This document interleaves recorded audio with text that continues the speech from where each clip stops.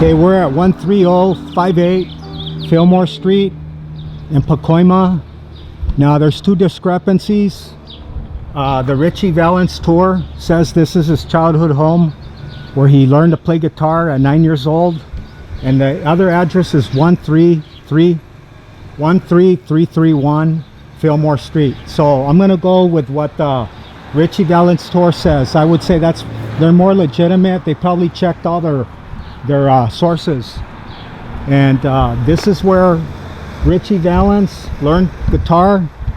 I didn't know he was left-handed, and he learned to play like Jimi Hendrix on a right-handed guitar, and then they said he was comfortable playing a right-handed guitar, and he learned left-handed guitar also.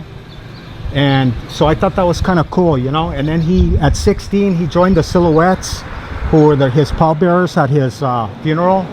That's Gil Rocha, vibraphone; Conrad, Nino Jones, a black dude, drums; Frank Gallardo, piano; and Walter Takaki, sax. He's an American-Japanese guy.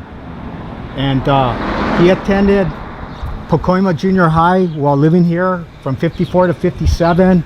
And this is where his 8-month trajectory started. His astonishing fast-paced success in only 8 months. And when he made money, he got his mother out of this neighborhood and moved her to the other side of Pacoima, across the proverbial tracks on Remington. I guess that was like the richer, newer area at the time. And his father actually bought this, Joseph Stephen, until he died of diabetes. And then Ritchie lived with his uncle in Santa Monica until I don't know when, but he moved here somewhere in the late 40s. And so here you go, Ritchie Valens fans, Ritchie's childhood home, and I hope I have the correct one. And I just wanted to say that Jimmy Page said in an interview of Led Zeppelin when he was in the group, he said, "Valens was my first guitar hero, and I played that bridge to La Bamba 1,000 times." And I just want to say one more thing, that on the Winter Dance Tour party, the last tour that he took with Buddy Holly, J.P. Richardson, there was also a guy named Frank Sardo who wrote a song called Fake Out. It was a regional hit. And Tommy Alsop, Carl Bunch drums, Tommy Alsop was guitar, and Waylon Jennings was bass. And they were Buddy Holly's backup band. He wasn't playing with the Crickets anymore. So okay, and then I wanted one more thing. Connie in 1987 got the publishing rights finally from Bob Keane, but Bob Keane retained the recording rights, or all the recordings of Ritchie.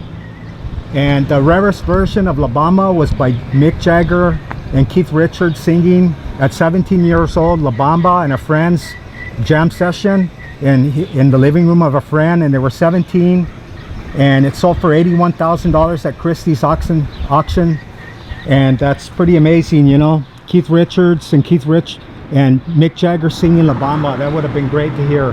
I'm sure it's on YouTube. Okay, we're gonna go to one more spot, the American Legion, where Ritchie performed many times with the Silhouettes and where he was discovered. Okay, long live Ritchie Valens, the first Hispanic American rock and roll star. Thank you.